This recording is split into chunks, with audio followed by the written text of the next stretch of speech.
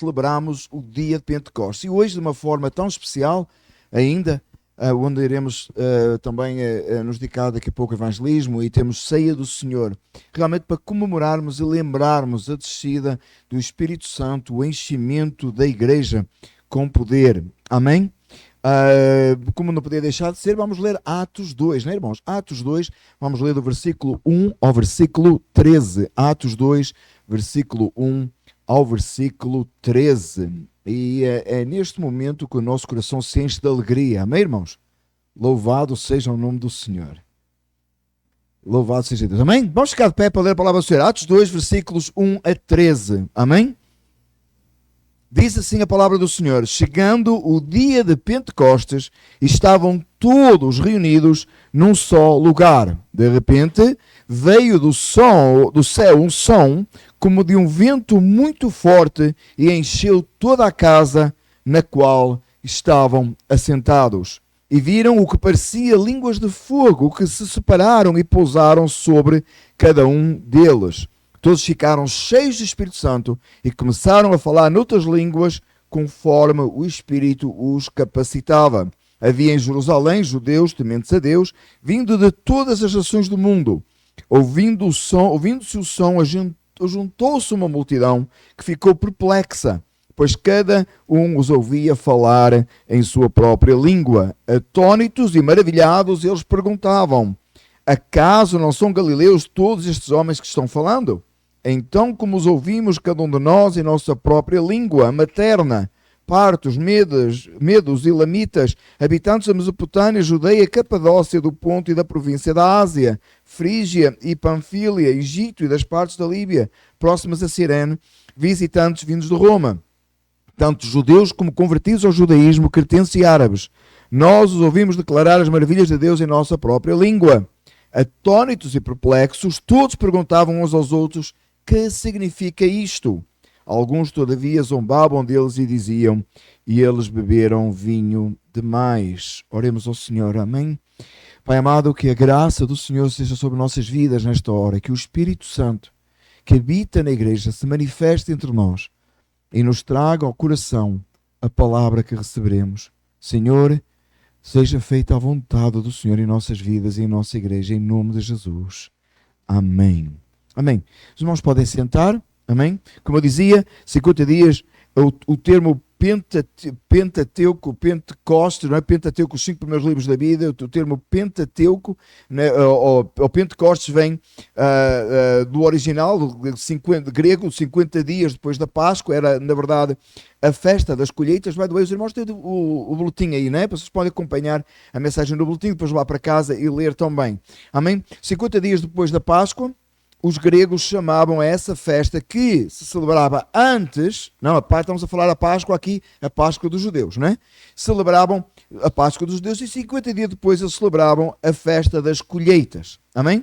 Os gregos, colocando o nome, pondo o nome à festa, ou do grego para pôr o nome às festas, começaram a chamar Pentecostes, que significa literalmente 50 dias. Então hoje o termo é usado para significar outra coisa. Às vezes a gente pensa, né, o pentecostal, aquele que é pentecostal, é aquele que rebola, salta, cai no chão, dá pulos, já cambalhou, não tem nada a ver, irmãos. Tá? E o próprio termo Pentecostes vem do entendimento de 50 dias depois da Páscoa, por isso é que a gente celebra hoje, né? Se o irmão olhar para trás do calendário, há 50 dias atrás, o irmão Juliano estava a pregar para nós uma mensagem de Páscoa, lembra? Na manhã da ressurreição, que era a mensagem que até hoje a gente guarda no coração, amém? Então, os 50 dias é o que significa. Mas para nós o sentido do dia de Pentecostes é quando a promessa que Jesus fez de que o Espírito Santo viria outro Consolador, outro semelhante ao Pai. Nós tivemos esta semana os 3 dias devocional sobre o Espírito Santo, penso que os irmãos devem ter lido, terminou ontem, que nos fala de quem é o Espírito Santo e qual era a obra do Espírito Santo. Lembra, irmãos? Quem ele é? O Consolador, aquele igual a Jesus, sendo Deus como Jesus e o Pai, e que veio habitar na igreja. Promessa de Jesus: eu vou, mas enviarei outro. Amém? A obra dele nos apontar Cristo e nos santificar. Amém? A obra regeneradora, aquele que nos faz crer em Jesus, que opera no meio da igreja. Simplesmente isso que significa é a palavra mas o sentido do acontecimento foi um dia muito especial para a Igreja de Cristo Jesus. Entendemos que é um acontecimento único na história. Não necessitamos que volte a acontecer. Porquê? Porque o Espírito Santo jamais saiu da igreja. Amém? Ele veio uma vez, lá no primeiro século, no dia de Pentecostes, quando celebravam o dia de Pentecostes, estavam 120 reunidos lá no cenáculo, o Espírito Santo desceu, eles saíram, receberam outras línguas, começaram a falar em outras línguas, conforme o Espírito Santo capacitava que falassem, foram vistas línguas distribuídas sobre eles como línguas de fogo, não línguas de fogo como línguas de fogo, e ouviu-se um som como de um vento veemente e impetuoso que encheu toda a casa, certo? Acreditamos pela história que eles possivelmente estavam a usar o mesmo lugar lá do cenáculo onde eles tomaram a última ceia com Jesus. Crê-se que seria o mesmo ou um lugar muito perto, onde eles estavam reunidos em oração. Na hora que o Espírito Santo desceu, eles saíram para as ruas e as pessoas que visitavam a cidade por ocasião do Pentecostes, precisamente da celebração da festa das colheitas, se juntaram e ouviam aqueles de outros povos, de outras línguas, e cada um ouvia na sua própria língua. Amém? Devemos esperar que isto volte a acontecer desta forma? Não. Não devemos voltar a esperar que aconteça desta forma novamente. Ninguém deve esperar vir ao culto, ver línguas como que de fogo, ouvir um som impetuoso e de repente começamos todos a falar em outras línguas. Ok? Os três acontecimentos juntos nunca mais passou na igreja, nem do primeiro século, nem ao longo de 2000 anos de história. O que é que aconteceu na igreja do primeiro século, no livro de Atos, é que o Espírito enchia a igreja e havia a manifestação do dom de línguas. E assim, mas nunca mais nós ouvimos falar das línguas de fogo, dom de línguas faladas. Nunca mais ouvimos falar das línguas sendo distribuídas sobre os apóstolos, nem do som. Amém? Nós encontramos no livro de Atos outras vezes onde a igreja se reuniu e onde eles, recebendo o Espírito Santo, eles falaram em outras línguas. Amém? Estamos só para a gente entender o contexto que tem sido, lamentavelmente, tão erradamente pregado e ensinado. Tá? O dia de Pentecostes aconteceu uma vez, a bênção desceu sobre a igreja, você não deve esperar uma segunda bênção, você é salvo hoje. Se você é salvo hoje, você recebe o Espírito Santo e ele habita em si. Você pode ser cheio do Espírito Santo e falar em línguas, com certeza. Você pode ser cheio do Espírito Santo e Deus te encher e ter dons de curar e manifestação de milagres e maravilhas, com toda a certeza, vemos isso no livro de Atos. Mas não é uma segunda bênção, a bênção já veio. Ela é a bênção da salvação, não tem bênção maior, irmãos, amém? Você espera outra coisa além da salvação da sua alma? Não tem melhor. Já tem a bênção completa. O Espírito Santo habita em si. A gente é que esquece isso. Nós é que lamentavelmente esquecemos isso. O Espírito Santo habita em si no dia que você veio a Cristo. Porque se ele não habitasse em si no dia que você veio a Cristo, você não vinha a Cristo. Amém? Então o Espírito Santo habita em nós. A gente é que tende a esquecer. Eu recomendo vivamente, já falei várias vezes, aquele livrinho lá O Deus Esquecido, não é? Eu ia dizer do Francis Schaeffer, mas não é. Francis Chan.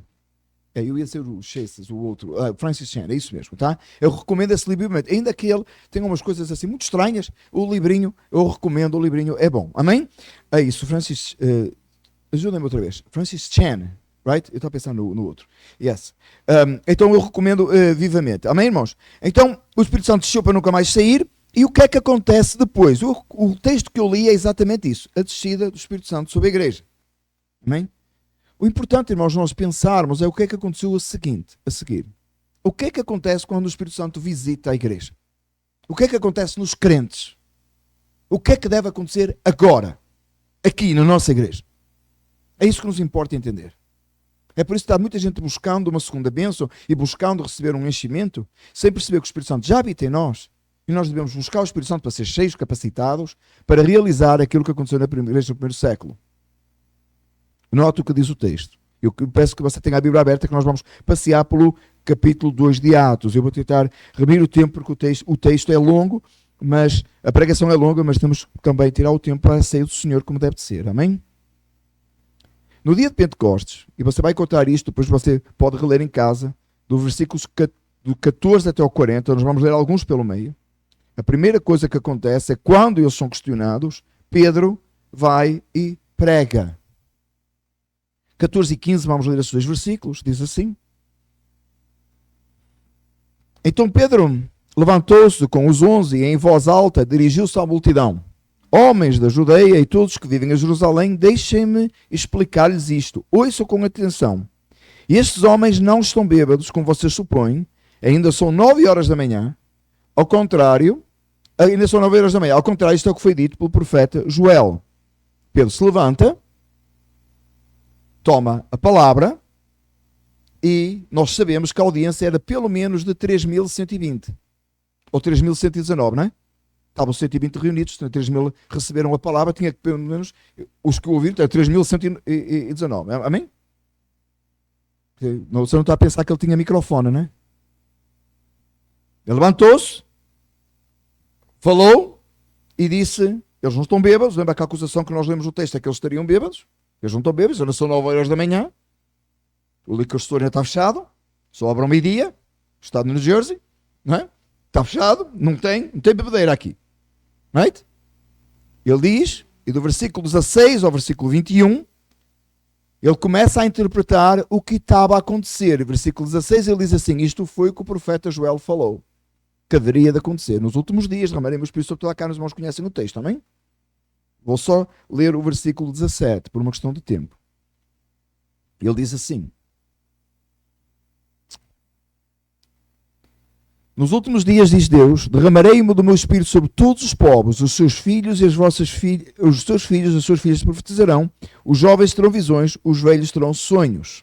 A audiência, a maior parte da audiência que estava ali conhecia o texto de Joel. Esperava que o texto de Joel tivesse cumprimento. E ele disse assim: é isto que está a acontecer. Uma coisa muito importante aqui, irmãos, é que Pedro diz assim: e este texto está cumprindo agora. E o texto é nos últimos dias. A Igreja de Cristo Jesus está vivendo os últimos dias há 2000 anos. Tem gente esperando que os últimos dias cheguem. Tem um monte de crentes aí, irmãos, por erro de interpretação escatológica, estão à espera que cheguem os últimos dias. Vai chegar não sei o quê. Já chegou, tem 2000 anos. Para de esperar. É a nossa hora.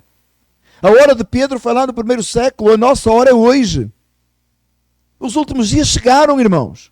Não vai haver outros últimos dias, já chegaram. A profecia já se começou a cumprir, está se cumprindo hoje. O Espírito Santo desceu sobre a igreja, é para os nossos filhos profetizarem, os nossos jovens tiverem sonhos e realizarem a obra do Senhor. Não é para um acontecimento que virá um dia.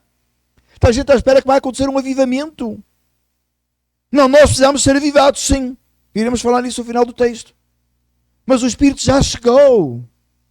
Está entre nós. Tem 2000 anos.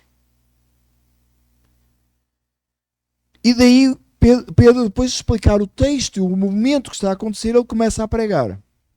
No início do meu ministério, irmãos, eu li este texto várias vezes. Eu queria descobrir o que é que Pedro disse, que levou 3.000 almas a se converter, a se arrepender. Ainda que tenha sido na direção do Espírito Santo, claro. Eu li este texto tantas vezes, eu preguei este texto tantas vezes, eu busquei este texto tantas vezes. O que é que ele disse, irmãos? Você vai ler o texto, e se você não leu, você vai ler o texto em casa, por favor, e você vai ver do versículo 22 ao versículo 36 a pregação de Pedro. Eu vou dar ênfase ao versículo 36. Outra vez, só por uma questão de tempo. Portanto, diz o texto, que todo Israel fique certo disto. E este Jesus, a quem vocês crucificaram, Deus o fez Senhor e Cristo. Isto é tão politicamente incorreto, não é? Tão politicamente incorreto. Tinha gente lá que estava de visita à cidade, eles não crucificaram Cristo. Diz assim: eu vim de visita, eu vim fazer o favor de celebrar a festa das colheitas com eles, e ele estava a acusar a mim de ter morto Cristo? Eu nem cá estava. Além disso, esse Cristo que ele está a falar foi crucificado como um malfeitor, com pena capital, a pior pena possível. Ele foi condenado pelos judeus e pelos romanos. Não tem forma dessa pessoa ser boa. Como é que ele é Senhor? Como é que ele é? Como é que Deus o fez Senhor e Cristo e ele está morto e ainda mais roubaram o corpo dele? Era essa a crença da época, lembram? Foi isso que acreditaram. Os soldados foram pagos para dizer que os discípulos roubaram o corpo de Jesus. Pedro, com toda a ousadia, com toda a clareza, Mostra que a culpa da morte de Cristo está na multidão, que muitos deles nem estavam lá 50 dias antes a celebrar a Páscoa. Ou se estavam, só tinham ido para celebrar, não tinham nada a ver. A culpa da morte de Cristo, irmãos, é nossa. Ele tomou o nosso lugar. E ele não é um coitado, como as pessoas pintam hoje. Pintam Jesus como um coitado, dá uma oportunidade a Jesus. Pedro não disse, olha, dá uma oportunidade a Jesus. E ele vai fazer muita coisa boa com a tua vida. Ele vai te dar o carro do ano, ele vai te dar a casa que tu sonhas, as férias de não sei o quê. Não foi isso que Pedro pregou. Pedro pregou a Cristo e disse que Cristo era Senhor. E ele disse, se vocês crucificarem, a culpa cai sobre vocês. E claro que há aqui uma alusão àquela multidão que clamou crucificam, 50 dias antes naquela mesma cidade onde Jesus, obviamente que há uma alusão, mas não é, irmãos amados irmãos, a culpa da morte de Cristo não é daqueles que gritaram crucifica, é o nosso pecado. Somos nós os culpados. E ele disse, esse é Senhor e Cristo. Ele não ficou a pedir às pessoas para aceitar Jesus. Oh, dá uma chance, aceita. Quem sabe, pode ser bom para ti. Jesus vai resolver todos os teus problemas. Foi isso que ele pregou. Aliás, essa mensagem tem poucos anos, irmãos. E tem resultado zero. A mensagem do Evangelho é a mensagem que mostra o pecado. Acusa o pecador. E aponta aquele que é Senhor e Deus como o único Salvador. E foi isso que Pedro pregou. Tem nada de tão especial assim nas palavras que Pedro usou. O que tem de especial é que é poder de Deus para a salvação de todo aquele que crê. O Evangelho é poder de Deus para a salvação de todo aquele que crê. É a mensagem do Evangelho. Versículo 37 mostra a reação daqueles que ouviram a mensagem. É este ponto, irmãos, que eu acho tão impressionante. Eles ouvem esta mensagem de acusação, eles veem aquele sinal, pensam no povo que chegou lá para festejar na cidade está a acontecer montes de coisas, é a festa das colheitas, que o povo todos juntos, de todos os lugares, como nós lemos o texto, estão todos a ouvir, de repente uns homens começam a falar uma língua estranha, mas alguns interpretam e dizem, é a minha língua, como é que ele sabe a minha língua? Estão bêbados, diz um, e outros dizem, não pode ser, o que é que está a acontecer aqui? Ele levanta-se, prega uma mensagem difícil, dura de engolir, difícil de aceitar, de acusação, apontando aquele que tinha sido crucificado como Senhor, num ambiente tão hostil e contrário. As pessoas voltaram-se e disseram assim, versículo 37, quando ouviram isso, ficaram aflitos. Aflitos em seu coração, e perguntaram a Pedro e aos outros apóstolos, irmãos, que faremos? A mensagem do Evangelho pregada com clareza vai causar este tipo de aflição naquele a quem o Espírito Santo mover para crer. Não é massajar. Vá lá. Aceita. Você não está a vender um produto barato que você nem acredita nele? Você está a pregar o Evangelho. Às vezes o crente parece que está a pedir por favor às pessoas, para as pessoas crerem em Jesus. Irmãos, o que é isso? Você está a pregar o reino dos céus, a glória de Cristo, a salvação de pecadores. Ele não fez um apelo para vir à frente e aceitar Jesus e repita comigo. Vou dar mais um minuto a ver se alguém... O que é isso, irmãos? Eu não suporto o altar call, eu não suporto. Não aguento isso, irmãos. Vem na frente, vem aceitar Jesus. Aí vai o fulano no piano. Que ridículo. Tem lugar que até baixa as luzes na hora do apelo. Se põe um ambiente mais enganador. Ou se for, irmãos. A mensagem do Evangelho não é assim. Ela, quando é pregada, ela vai direto ao coração. A pessoa se volta para Cristo, quebrantada, arrependida, em aflição. Eles estavam aflitos. Você já teve em aflição? Quando você está em aflição, você agarra-se a qualquer coisa certa. É por isso que é tão difícil salvar um afogado. Sabia isso? Uma pessoa que está a afogar, sabe que é tão difícil? Sabe porquê? Porque a pessoa está tão desesperada, ela ganha a força de 1000 homens. Ela naquela aflição, ela agarra a qualquer coisa. Por isso que ela agarra o nadador e arrasta com ele. Porque a pessoa está em grande aflição. É por isso que nós, quando estamos em aflição e percebemos a angústia do nosso pecado, nós agarramos à rocha que é mais forte do que nós, a Cristo. Não podemos nem agarrar um ao outro que não aguentamos. Arrastamos o outro também, a agarra-se a Cristo. Eles estavam em grande aflição. E eu não posso deixar de não mencionar a pregação de Jonathan Edwards, pecadores nas mãos do Deus irado. Ele pregou aquela mensagem. Irmão, você já leu a mensagem de pecadores nas mãos do Deus irado? No PDF que eu tinha era 27 páginas. Uma pregação de 27 páginas. 26 páginas e meia. A falar de condenação, de inferno, de pecado. Meia página. A apresentar Cristo. Sabe o que aconteceu no final? Apresentar Cristo no sentido de apresentar a salvação. Sabe o que aconteceu no final da segunda vez que Jonathan Edwards pregou essa mensagem? As pessoas agarravam-se às paredes da igreja com a sensação de que o chão se abria e o inferno os engolia. E o grande avivamento nos Estados Unidos começou nesse dia. O grande avivamento começou nesse dia com Jonathan Edwards. Não tinha Facebook, não tinha live stream, não tinha nada dessas coisas. E um grande avivamento aconteceu neste país.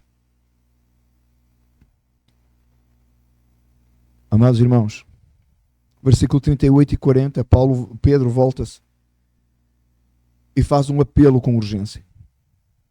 Como resposta ao clamor deles, que faremos? É o povo que está a clamar, que faremos? Está a perguntar, o que faremos? Pedro respondeu, arrependam-se e cada um de vós seja batizado em nome de Jesus Cristo para perdão dos seus pecados e receberão o dom do Espírito Santo.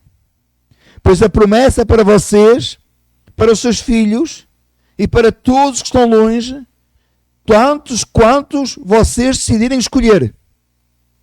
É o que diz o texto? Não. O que é que diz o texto?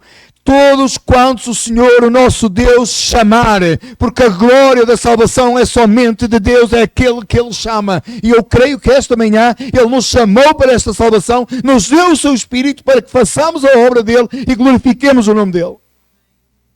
Aquele que Ele chamar. Ele chamou naquele dia, diz o texto, versículo 41. Não sei quantos ouviram a mensagem, mas sei que Deus chamou estes. Os que aceitaram a mensagem foram batizados e naquele dia houve um acréscimo de cerca de 3.000 almas. 3.000 pessoas nesta tradução. 3.000 pessoas! Deus chamou de uma vez só 3.000 pessoas com a pregação de Pedro.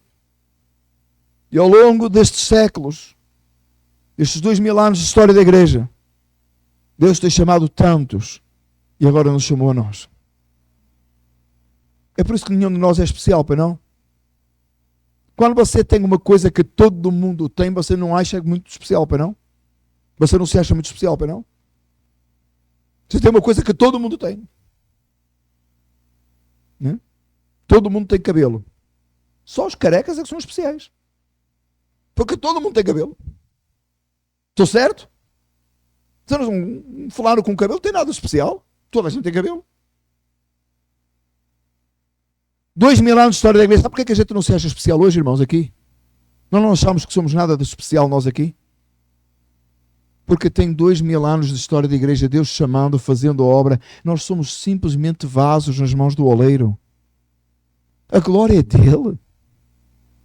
Deus nos esperou 2.000 anos para constituir uma igreja que Ele nunca teve antes. A igreja em Mount, a nossa igreja, é uma igreja, e entre muitas outras, que tem 2.000 anos de história, de convertidos, de pessoas que Deus chamou ao longo da história, que realizaram a obra do Senhor, e agora é a nossa vez.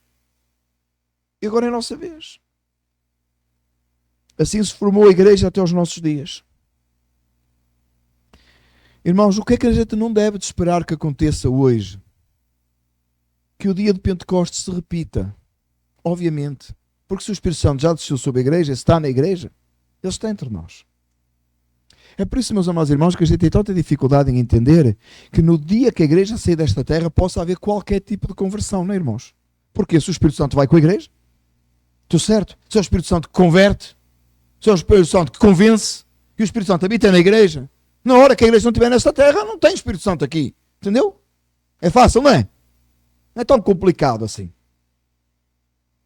O que é que nós devemos esperar que aconteça hoje, então? Se nós não estamos buscando, não somos 120 reunidos no cenáculo à espera que o Espírito Santo desça para então sairmos para as ruas, o que é que devemos esperar então hoje? O que é que nós devemos fazer com esta mensagem? O que é que o dia de Pentecostes significa? Porque é que nós todos os anos, no dia de Pentecostes, lembramos este dia? O que é que devemos esperar? O que é que deve acontecer agora?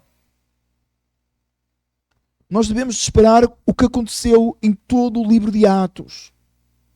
Alguns irmãos dizem que nós estamos vivendo Atos 29. Tem até uma organização que se intitula Atos 29. Você pode ver, irmão, só tem 28, não é? Não faça como eu da primeira vez que ouvi Atos 29, fui ler Atos 29. Vergonha minha, né, irmão? Fui ler. O que é que dizem Atos 29? Sei perceber. Alguns dizem que nós estamos vivendo hoje Atos 29, a continuação da igreja. Eu creio assim. Eu creio 100% assim. O que é que nós devemos esperar? O que aconteceu durante os outros todos os capítulos de Atos. Capítulo 1 de Atos fala da ascensão de Jesus, amém? Já aconteceu? Já. Vai acontecer novamente? Não, ele já subiu. Atos 2 fala da descida do Espírito Santo. Já aconteceu? Já. Vai acontecer novamente? Não, já está cá.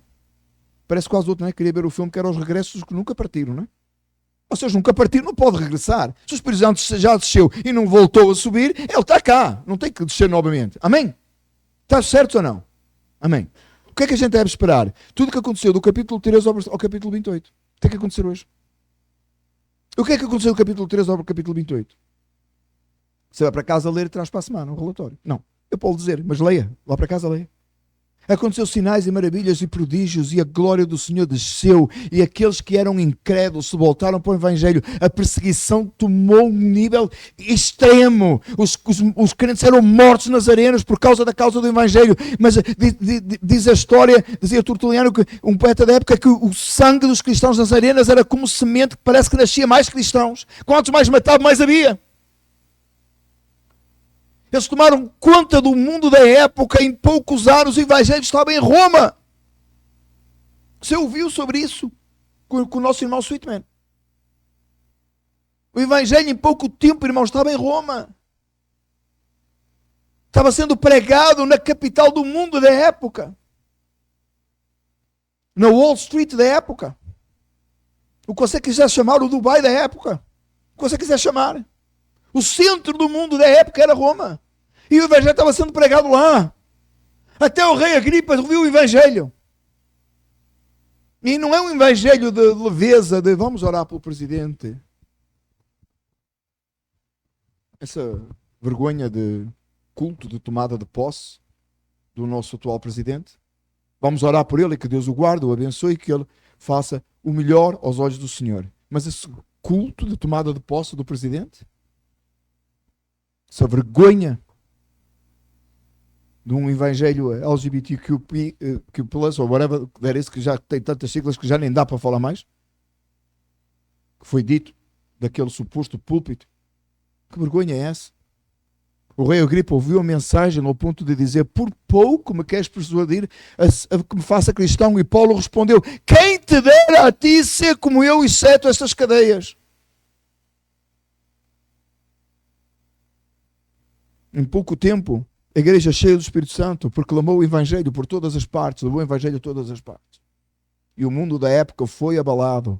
Onde os cristãos chegavam, está no livro de Atos, irmãos, onde os cristãos chegavam, era dito assim: aqueles que estão a alvoroçar o mundo chegaram até aqui. O que é que a gente faz com esta gente? Que eles estão a virar o mundo de pés à cabeça. E a gente acha que faz uma grande coisa vir ao culto ao domingo de manhã. Deus nos perdoe, nos conceda arrependimento.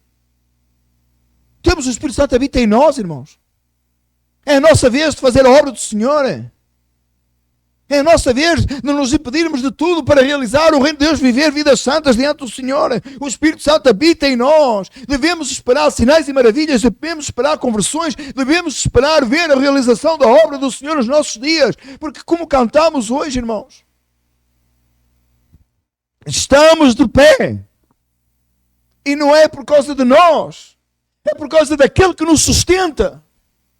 É por causa de Cristo. É por causa do Espírito Santo que não habita em nós. É porque sabemos a razão da nossa fé. É porque cremos no Senhor Jesus Cristo. O povo de Deus hoje parece um povo cobarde, abatido. Oh, estou tão difícil. Irmãos, é a nossa vez. Não passa a vez à geração seguinte. Nem sabemos se ela vai existir. Jesus pode vir antes, podemos ser a última geração de crentes sobre a terra. Mas se não formos, temos que passar um legado sério à geração que vem, que se levanta. À geração que sai para as escolas hoje, onde é ensinado todo tipo de absurdo. Eles têm que ser preparados por nós e ver exemplos. Passarmos um legado, irmãos. Oh, está difícil. Está mesmo. Está assim tão difícil, irmãos. É assim tão difícil. A gente vive nos Estados Unidos, irmãos. Está difícil para certas pessoas que nos veem online, que estão em sítios difíceis, a gente não está. A gente só está sendo deixado se consumir por tudo que é errado e presos a coisa que não presta. Levantemo-nos e caminhemos. Isaías 55:6 diz assim: busquem o Senhor enquanto é possível achá-lo. Clamem por Ele enquanto está perto. Oh, irmão, busque o Senhor até se você ser cheio do Espírito Santo. Não é até você ter recebido o Espírito Santo. Esta mensagem não é para salvação. Esta mensagem não é para crente, irmão. Você é salvo, você é crente no Senhor Jesus Cristo. Busca até ser cheio do Espírito Santo. Não dê sossego à sua alma até que você tenha um enchimento profundo, de uma tal maneira que você viva em santidade e incomoda os ímpios. O seu viver santo tem que incomodar os ímpios. As suas palavras, palavras de vida eterna, têm que incomodar aquele que não crê e têm que ser palavras de bálsamo, de ânimo e de conforto para aquele que crê. É este o chamado. Você não foi salvo para ficar sentado numa cadeira ou sentado no sofá, lá num sítio qualquer, na sua tranquilidade. Ai, Deus, Jesus é bom, é tão bom. Você foi salvo para ser tornado num guerreiro pela obra do Senhor. Deus te chamou para fazer de ti um valente pregador do Evangelho, um mensageiro, uma mensageira, para ter um testemunho incrível. Foi isso que Ele nos chamou. É por isso que Ele nos deu o seu Espírito. Meus amados irmãos, oremos por um verdadeiro derramamento do Espírito Santo sobre a nossa igreja. Pela Igreja de Cristo de uma forma geral e pela nossa congregação e nossas vidas em particular. Quanto tempo, meus amados irmãos, nós passamos a orar por coisas de menor importância e quanto pouco tempo nós passamos a clamar aos pés do Senhor e dizer: dá-me o teu Espírito, eis-me com o teu Espírito, dá-me o teu Espírito, eis-me com o teu Espírito. Meus amados irmãos, não demos descanso às nossas almas até que sejamos verdadeiramente revestidos, capacitados pelo Espírito Santo para fazer a obra do Senhor. Esta é a nossa vez. O Espírito já habita em nós.